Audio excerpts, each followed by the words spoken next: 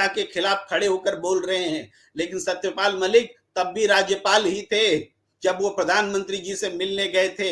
प्रधानमंत्री जी के कोटरी के लोग रहे थे सत्यपाल मलिक। उन्होंने मिलने के बाद कहा था कि मैंने प्रधानमंत्री जी को समझाया कि किसान जो है, पंजाब के किसान और इस इलाके के जाट, ये सब लोग बहुत भावुक होते हैं, इनकी बात मान लीजिए, आंदोलन को खत्म कीजिए। देखिए कितने किसानों की मौत हो गई है, आपको आंदोलन से लिए मिलने जाना चाहिए था आंदोलनकारियों से।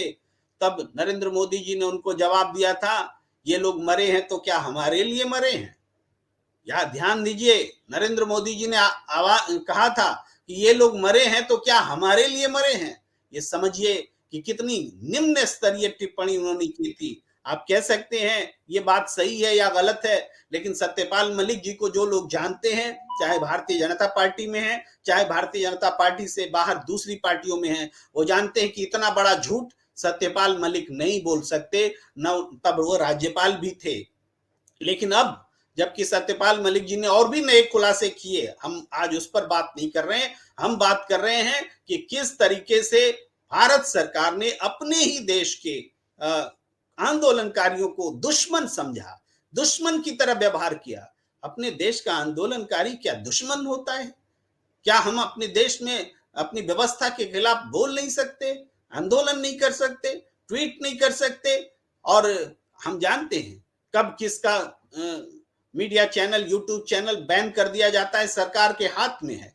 कल भी सूची आई है, कल भी बहुत सारे लोगों को बैन किया गया है। तो इस देश में जिस किसी ने भी सच दिखाने की कोशिश की, उस पर सरकार ने प्रतिबंधात्मक कार्रवाई की, विरोधात्मक कार्रवाई की। हम जानते हैं हमारे विनोद दुआ साहब स्वर्गीय हैं, अब इस दुनिया में नहीं रहे, उनको देशद्रोही करार दिया गया। वो अदालत की लड़ाई लड़ते रहे, बाद में अदालत से उन्होंने ये मुकदमा जीता।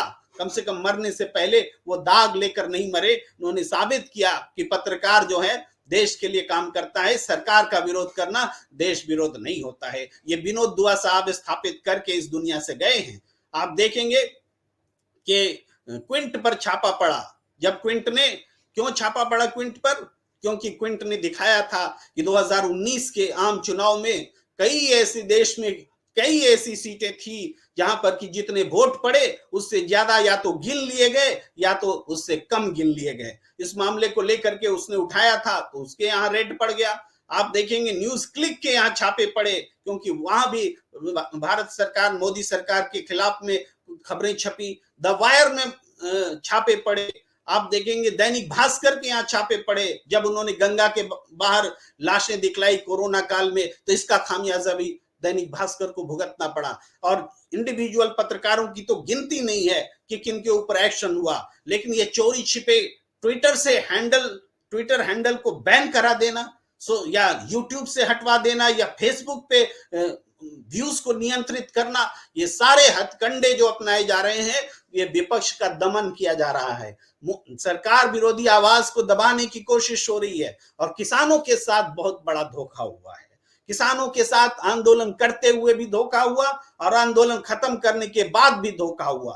किसानों के साथ जो कमिटमेंट किया गया कि हम आप 3 कृषि कानून वापस लेने के बाद हम आपको एमएसपी देंगे, उसने नहीं दिया। अब एक बात बताइए ना, इतना ही सही था 3 कृषि कानून, तो आपने वापस क्यों लिया? 3 कृषि कानून अगर सही था तो आप डटे रहते, आप डटे रहे थे, मरने दिया। कभी किसी के घर में आंसू पोंछने नहीं गए, एक संवेदना प्रकट नहीं की, एक न्यूनतम जो आचार व्यवहार होता है वो भी आपने नहीं किया। नरेंद्र मोदी जी, प्रधानमंत्री के रूप में आपका ये कार्यकाल हमेशा याद किया जाएगा। कितने निर्दयी आदमी आप हैं। 700 लोग दिल्ली के आसपास मारे गए, लेकिन आपको उसकी फिक्र नहीं रही। ये इतिहास याद रखिएगा। महिला पहलवान रोती रही, बिलखती रही, आंदोलन करती रही, पुलिस से घसीटवा दिया। आप पास में रह करके भी मिलने नहीं गए। देश की शान बान है महिला पहलवान, लेकिन आपको इसकी फिक्र नहीं रही। बेटी कहते थे आप, लेकिन